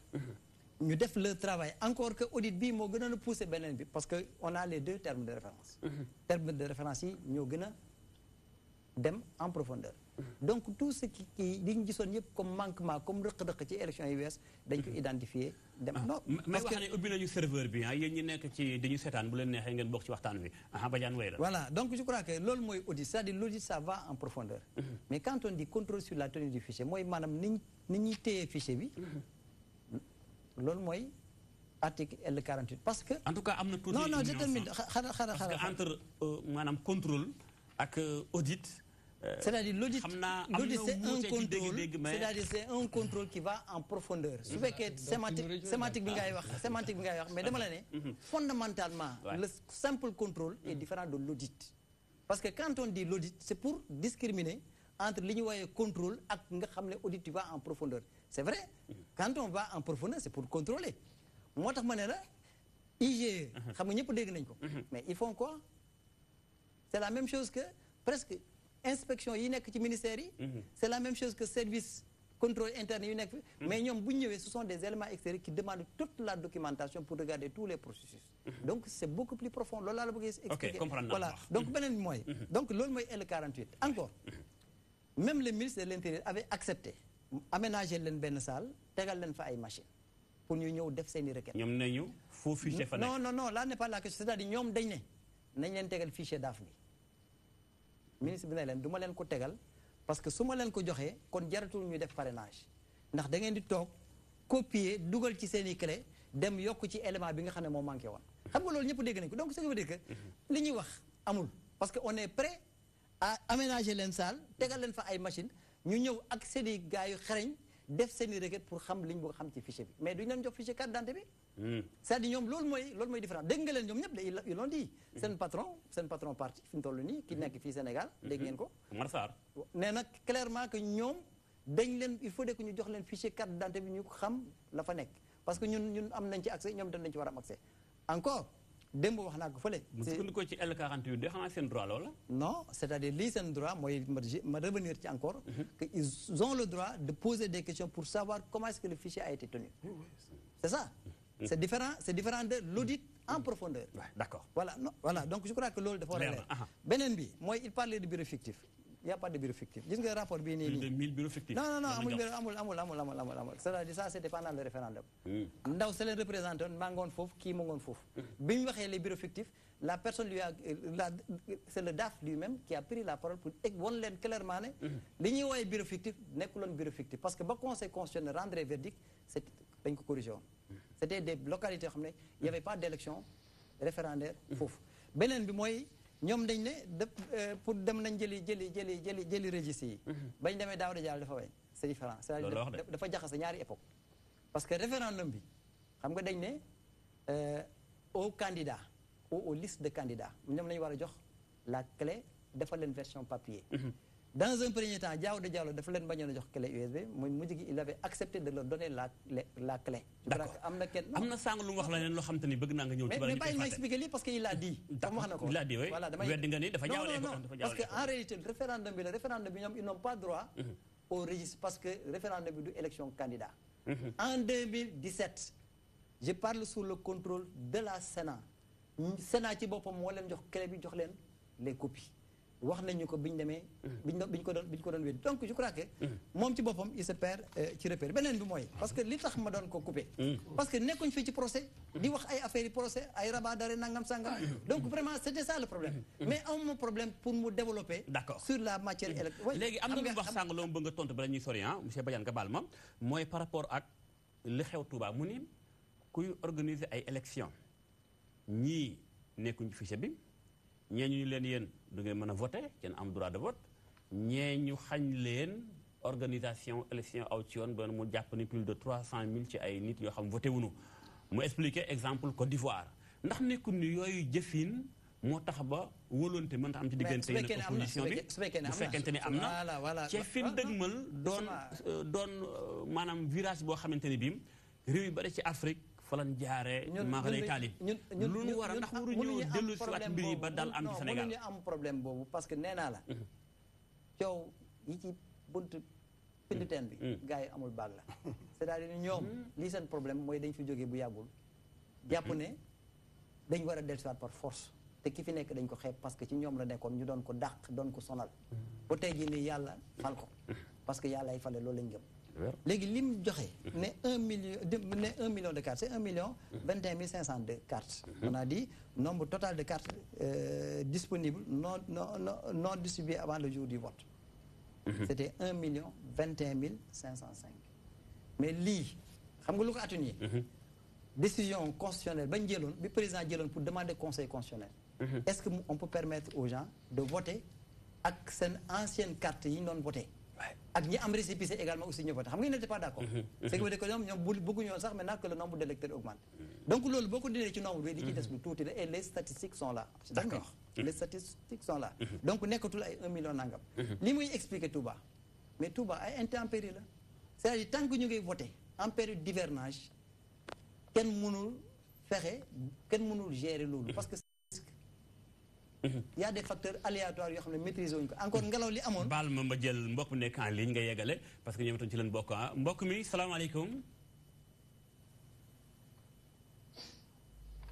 mbokk mi dégg guma la allo voilà ñu wàcce ko ñëwaat. alors Badiane nga yeggale fi nga nekkoon. donc je crois que loolu ay intempéries la. ce qui fait que je crois que fi mu toll nii ñun même demandé woon nañ. ci discussion yi. pour que léegi élection yi ñu den def période boo xam ne du nekk période nawet. loolu moo andi élection locale yi ñëw xam nga juin la war nañu am léegi dañ ko yóbbu mois de décembre dina fekk taw bi arrêté peut-être mun naa am éventuellement yeneen élection législative également si ñu def ko période boo xam ne du am beneen bi mooy c'est que lii problème yi Touba amul ay lieux publics le vote ñu ngi koy organiser ci ay lieux publics maanaam ay école ay établissement yoo xam ne c'est ci autorité ministère de l'éducation nationale la nekk loolu moo andi problème abri provisoire à Touba. Alors ici ajoute que ñun en 2016 ñun ñoo demandé les bureaux de vote waratu la wees 600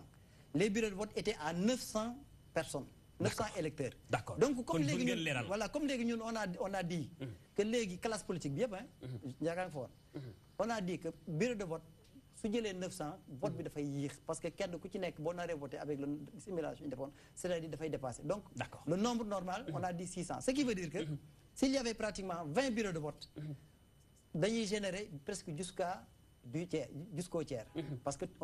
d'accord à chaque fois bu ñu yegsee 600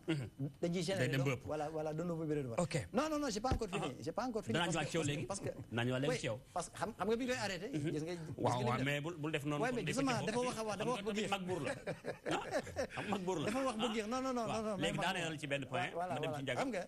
xam nga moom yu bëri yi muy wax ay Côte d'Ivoire nangam sangam c'est-à-dire ñun xam nga lii suñu problème fi mu toll nii mooy que on a produit des cartes yoo xam ne ñëpp xam nañ ne c'est fiable c'est vrai que am nay erreur ñu ngi leen di corriger dans le cadre du comité de suivi n'est-ce pas des recommandations de l'audit man ca laa bokk on se réunit pratiquement depuis plus de 6 mois tous les jeudis on se réunit et que rapport bii nii mooy rapport audit bi les 38 recommandations benn bu ci nekk ñu ngi koy xool di ci travailler donc ñu ngi koy remettre à jour du man c'est l'ensemble du cadre li muy wax ci IRIS il dit que IRIS il dit synapsis mais quand je dis IRIS synapsis c'est loolu pour wane rek structures la yoo xam ne qui sont des structures indépendantes c'est vrai que d'ailleurs dama ne ko même pour ngeen wax ak waa l'intérieur ñoo leen yor xam nga boo defee contrat cela veut dire que am na loo xam ne doo ko laal c'est-à-dire parce que entreprise bi nga contracté am na aussi ay principes parce que moom itam bëgg na di gagner ay marché feneen je comprends voilà yaakaar naa Badiane loolu leer na bari ma dem ci Ndiaga rapide bala may ñëwaat ci yow Ndiaga bi nga déggee ñaari wili kenn mi ko waxee sàng ñu toll ci virage boo xamante ni bi danger bu ne mën na am boo digloo ba tey xëccoo baa ngi am seen diggante lu nu war a mën a def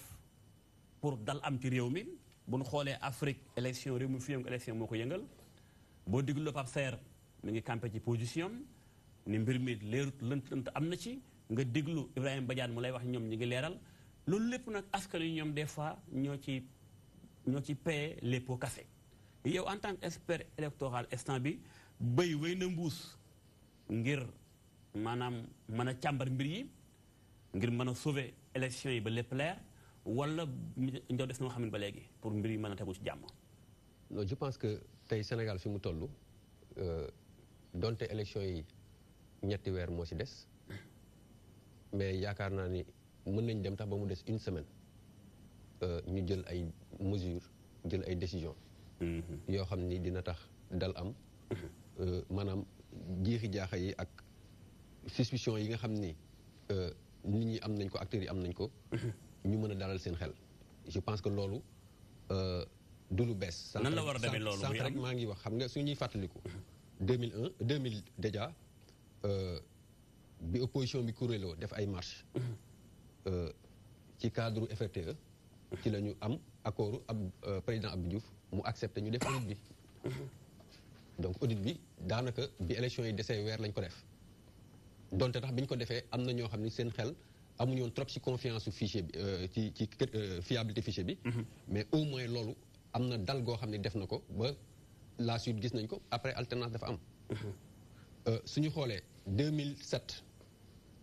bi opposition bi bëggee ñu def maanaam audit dañ ko def. société civile tax d'ailleurs moo trouvé financement ñoom ñoo ko def ñoom. parti politique yi aussi ama indaale seen i experts mais bi ñuy dem législative yi lan moo tax opposition bi boycotté législative pour la première fois ci opposition bu toll noonu. parce que dañu wax ni ñoom audit bi ñu def ñoom tey na seen xel surtout que résultat yi nga xam ni moom la Abdoulaye Wade amoon premier tour gagné ko avec 55%, ñoom jàpp nañ ni fichier bi baaxul ñu réclamer un audit international. président mayu leen ko jamono boobu ministre Ousmane Ngom moo leen tontu. ci lettre bi ñu ko bindoon. tontu bi xaw a ñagas ñoom ñu jàpp ne dafa ñagas ba tax ñoom ñu boycotté élection yi. il a fallu 2009. le 3 avril veillu célébration fête indépendance si le président Abdoulaye Wade d'accord ni léegi dina indi maanaam dina commettre mission d'audit international ba pare mu jël beneen engagement wax ni. ñooñu suñu saytoo ba pare maanaam bépp recommandation boo xam ne def nañ ko. dinaa mettre en place comité boo xam ne ñoo koy saytu. je pense que kon ba léegi Sénégal loolu mën na fee amaat moo indi comité avant de élection veille présidentielle yi. loolu moo indi comité de veille. et soo xool souvent dama koy wax gis nga 2012 coow li kañ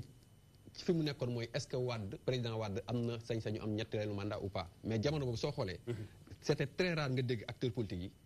di ŋàññi pourquoi xam nga la moo tax. parce que ñun ñëpp dañu nekkoon ci comité de veille bi boo xam ne Sénat moo ngi fa. ministère de l'Intérieur moo ngi fa ministère des affaires étrangères moo ngi fa ministère des Sénégal de l'extérieur moo ngi fa.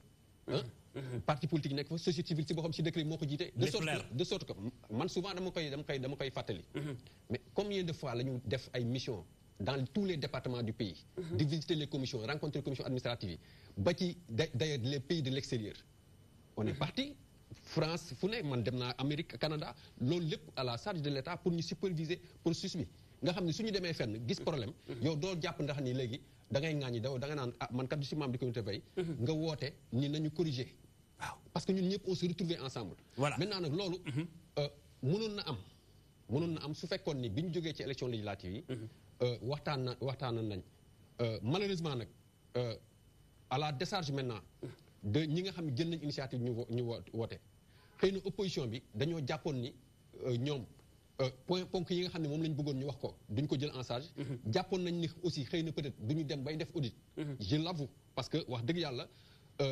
ponk yi nga xam ne moom la ñu discuté ci cadre bi. parti politique ñoo ko proposé. d'ailleurs ba dem nañ ba bàyyiwuñu tax bi nga xam ni moo nekkoon point bi nga xam ne moom la surtout l'opposition si ñu kàttu doon revendiquer mooy ñu discuter kan moo war a maanaam conduire le processus électoral ban autorité. loolu aussi nekkul noonu aussi tam wax nañ ko. wax nañ aussi contrairement xam nga sànq nee naa la dañoo toog ñaari at. opposition di réclamer en fait audit mais wax dëgg yàlla bii passé. balaa kaa opposition bi di réclamer tax pouvoir bi d'accord nañ ñu indi maanaam. ñu commettre une mission d'audit. d'accord léegi nag tey dama bëgg tey li nga xam ni. et suñuy xool référence yi Sénégal jamono yi nga xam ne am nañ problème jafe-jafe ci élection chaque fois dañuy waxtaan et réforme yu mag yépp ci waxtaan bi la jógee depuis le code électoral consensuel souvent tax damay rappeler ma ni même bii passé ci référendum bi excusez-moi ci refonte bi mais bu mu demee ba mu am polémique ci affaire confirmation mais opposition ñoo dem seeti président Macky Sall bi ñu ñëwee jour boobu mais les gens étaient d'accord surtout ba ñu dem tax ba même loi bi dañ ko voté à l'unanimité à l'Assemblée nationale donc pour man il n'est pas encore trop tard léegi nag dafa am ñaari précision yoo xam ne bëgg naa ko def muy ban ak ban rapidement bi ci njëkk mooy ce n'est pas parce que maanaam synopsis wala iris wala dra ñoom tax yàgg nañ fi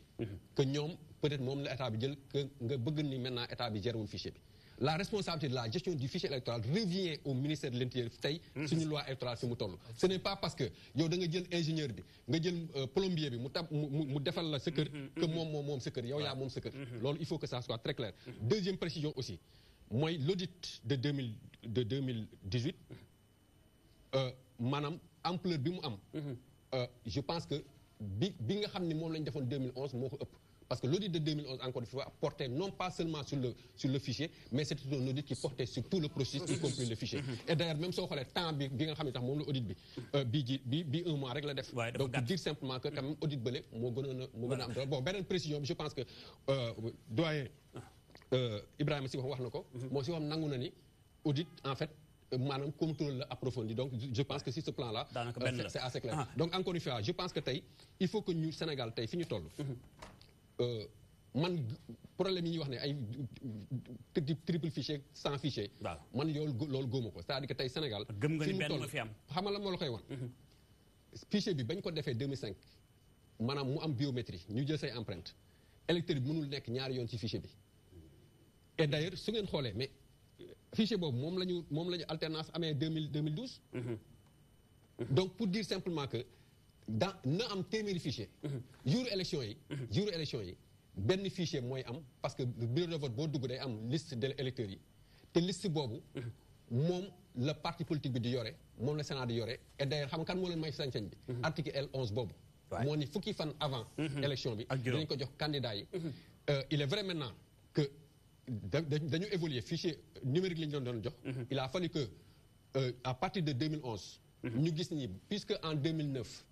élection locale yi l'opposition d'alors dafa organiser woon pour que dans les grandes communes ñoom ñu tiréel ko seen bopp léegi si lañ ñëw maintenant fexe ba nga xam ne état bi d'accord na et d'ailleurs su ngeen di xool cette question là musul posé wu Modou mooy est-ce que dañ ñoo jox à part référendum bi parce que loi bi précisé ko woon mais mosoo dégg maanaam parti politique di wax nañ ñu jox fichier bi avance il est vrai maintenant tey dafa am lu xew li Ibrahima di wax c'est-à-dire am na ñoom loo xam ne peut-être bëgg nañ ko am mooy xëy na am données yi pour am discriminant bi maintenant loolu aussi warul mën a tax ministère aussi wala ki nga xam ne mooy yor responsable warul mën a tax aussi mu bañ a respecter en fait disposition L48 pour man état bi si boppam ñoom mën nañu permettre teg un système boo xam ni gars yi dina ñëw càmbar maanaam fichier bi sans pour autant que ñoom ñu mën a jël benn donnée suñ ko bëggee def aussi war nañ ko mën a def c'est clair Ndiaga je pense que daal loolu bu amee mooy tax ba jàmm mën a am bu ñu tënkee daal mooy que ni loi mi ngi fi xëccoo am na diggante opposition ak pouvoir waaye li am solo mooy respecter règlement bi respecter code électoral bi bu amee rek Ndiaga nga jàpp ni kon jàmm dina am alors mën naa def benn précision parce que souvent aussi xam nga avec le couplage man je ne suis pas d'accord que ñiy wax naan maanaam dañuy séparer maanaam carte d'identité bi ak carte d'électeur bi carte bi benn carte la preuve carte bi soo ko wëlbatee si ginnaaw données électorales moo fa nekk mais tourné ku fa bureau de vote bi lañ la ak commune bi donc loolu ci inconvénient bi non pour dire donc que loolu dafa da nga koy boole ak données yi nekk ci carte d'identité bi la preuve voilà dafa am mbokk nekk en ligne daal ma jël ko ndax damay daaneel rek juste foofu la preuve soo interroger Ndiaga may mu jël ko mu ñëwaat ci yow mbokk mi salaamaaleykum allo waaw dafa mel ni moom dafa am décalage xam na dafa génn Sénégal xëy na voilà Ndiaga dama ni tey soo interroger portail bi nga def sa consultation individuelle données électorales yi lan la lay génneel sa tur sa sant jox la numéro yëpp len rek moo si dul nekk mooy numéro CEDEAO bi parce que numéro CEDEAO au fond tax ñun intéressé wuñu li ñu intéressé loolu CEDEAO la communauté bi la intéressé donc tey liste d'émargement yi defuñu si numéro boobu muy liste la preuve liste 2016 bu 2017 yi. bi nga xam ne parti yi yore na ko amu si. donc pour dire simplement que wax dëgg yàlla. mënuñoo tey séparer en fait donc ñaari. d'accord Ndiaga leer na alors Pape Saer Gueye mu mel ni tamit ginnaaw fichier bi am na beneen problème bu ngeen teg mooy ay candidats yoo xam ne ngeen fala bu daañu bokk ci élection présidentielle yi. dafa mel ni ba tey Sénégal mi ngi ci yoon woo xamante ni bii pëccëxoo ak nëx-nëx la nga jëm ndax tam yéen ñi politique war leen a bàyyi xel tam askan wi muy opposition muy pouvoir ngir réew mi dal am ci ñu mën ko sàmm tamit ndax coow li bari na ci. jërëjëf responsable moo tax ñuy def marche pour xamal fan la ñu teg li ñu wax ndax boo seetloo Karim Meïssa Wade su candidat du Parti démocratique sénégalais dafa bindu fële ci Koweït ñëpp gis bu am récépissé article 39 may ko mu nekk ci fiche électorale ñu xëy suba tribunal yi ñu demoon yëpp boo dem mu ne incompétent benn agent de l'administration ñëw taxaw ci télévision ak ci rajo foofu dañuy interpeller bu ñu jógee naan nañu respecter agent administration mais ñoom ñoo war a njëkk a respecter seen bopp parce que du ñu juge des élections article 36 bi la ca war a jóge juge bi nga xam ne mooy atte loolu juge constitutionnel moo ci war a wax waaye du ab agent de l'administration kon ñun kër yi wax na ni dindiwul droit civil politique ak politique bu Karim Wade bindu na ñëpp gis ko comité des droits de l'homme nee nañu détention bi ñu ko déteniroon d'abord groupe de travail daf ni détention arbitraire te loolu crime la ma crime moo tax ñi ciy wax ñëpp ils sont exposés kon droit international ak CEDEAO xam leen nañu ni dogal bii ñu fi def na ko réexaminer ci comité bi wax ko kon dogal bi nga xam ne dañu ni la seetaat ko baaxul mënoo cee jukkee nag lu lay may nga xañ nit ki mu nekk loolu moo tax ngeen taxaw ñu ne voilà bu dee loolu amul mbaa élection du am Sénégal bu amul élection du am ci Sénégal wala président Macky Sall du présenté wu moom ci élection Sénégal parce que élection bis boobu candidat à sa réélection lay doon Karim Wade candidat lay doon bu ko loi may Khalifa Sall candidat la bu ko loi di may fi may terminer ma yokk ko ci ni ko Ndiaga waxee article L53 dafa wax ni la carte d'électeur est couplée à la carte d'identité biométrique CEDEAO. Elle fait office de carte d'électeur. C'est-à-dire carte d'identité CEDEAO bi ñu bëgg a wax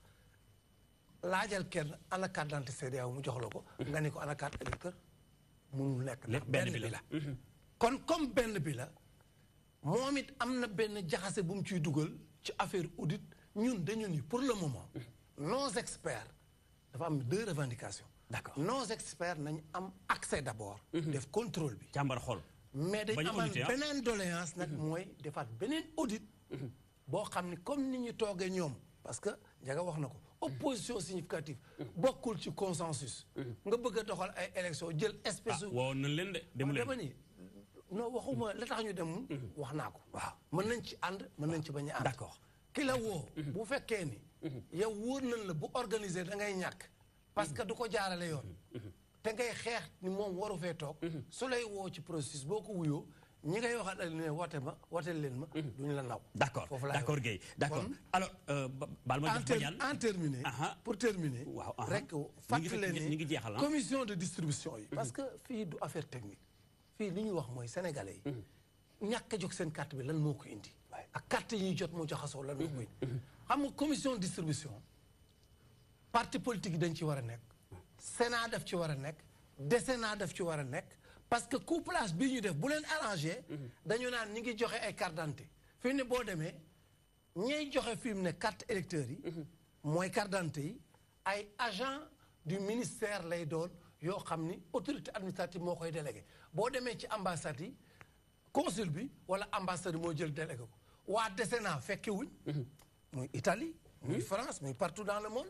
kon nag jalgati yi ma lay wax ci organisationnel bi foofu lay indee parce que ki nga xam ni tey bu fekkee ni tey ne nangu naa jox ñi nga ñëw mun la sa carte dem seeti ko ni ko nekku fi même bu fa nekkee loolu moo tax mun la ngeen nekku am fi jox gu ñaaw fekkoon nag représentant parti mi ngi toog représentant Sénat mi ngi toog danañ mën ni ko déet carte baa ngi fi parce que dafa am lu ñu génnee woon ci disposition yi dégg naa la mooy commission bi nga xam ni bu ñu ko tënkee ci distribution ba pare dañu war a jël lépp li nga xam ni moom mooy procès verbal yi def ko suuf sele ca ba ñuy def modification dañoo dindi suuf sele parce que bëgguñu lu daañu amaat beneen plateau yeggale li nga xam muy am civil damay dem ci Badiane Ibrahima ñi ngi may wax si ma sax waxtu bi mat na mais il faut nga ñëw indil ñu luy tax ba xel mën a dal ndax buñ sukkandikoo ci Ndiaga Sylla expert électoral bi jàpp na ni béy weegul mbuus waxtaan mën naa am ba nu war a mën a sàmm Sénégal en tant que ku ñu dénk réew état lan mooy xëlam ci lii ba dal mën a am wala da ngeen di màtt fi ngeen di màtt ba tey rek. xam nga dafa am ñetti composante ñun ay parti politique ñoo nekk ci majorité bi. am droit comme ñoom ni ñu amee droit.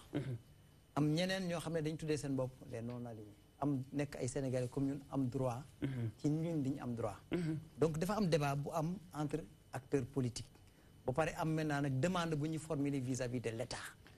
xam nga kii nee na la gestion des bases de données ça revient à l'État. Bien sûr. C'est vrai, ça revient à l'État. démb bañ demee fa la ñu demoon j'avais dit que le ministre ce n'est pas le ministère parce que le ministère ay fonctionnaires ñoo fa nekk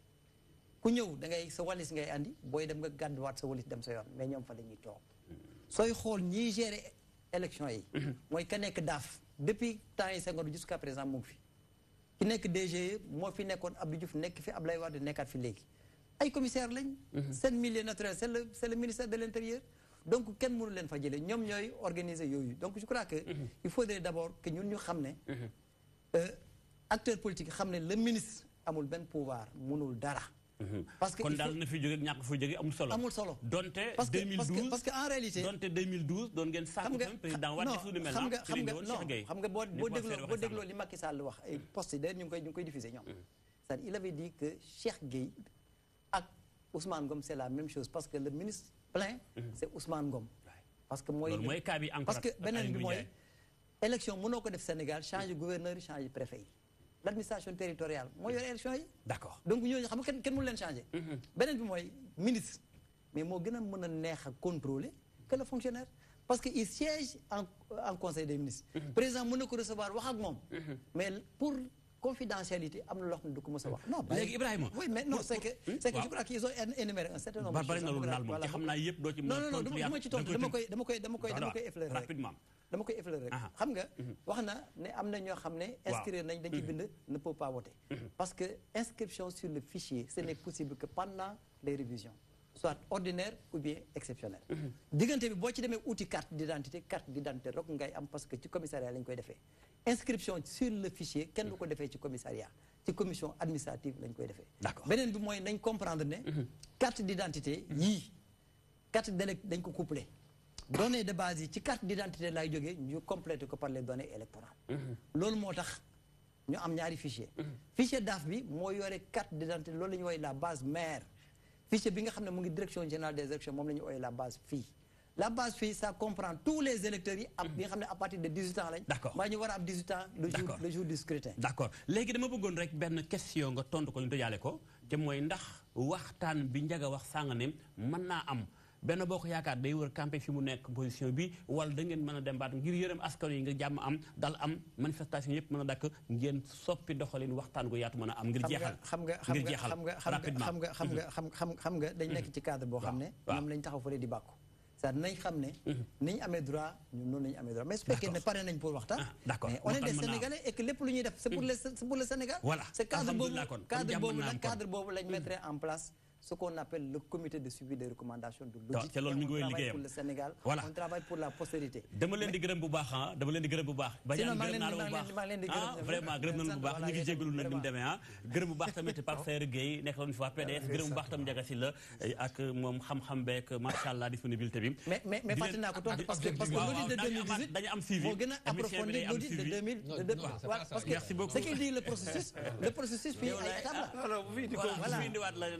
leen tàmbali wax débat kon incha allah wax nga si jaa ngeen jëf merci beaucoup les caméramans jaa ngeen jëf équipe bi yëpp incha allah benn ajuma beneen sujet yéen invité ñu bokk di wéy di ànd ak suñuy programme ci DTV merci beaucoup jaa ngeen jëf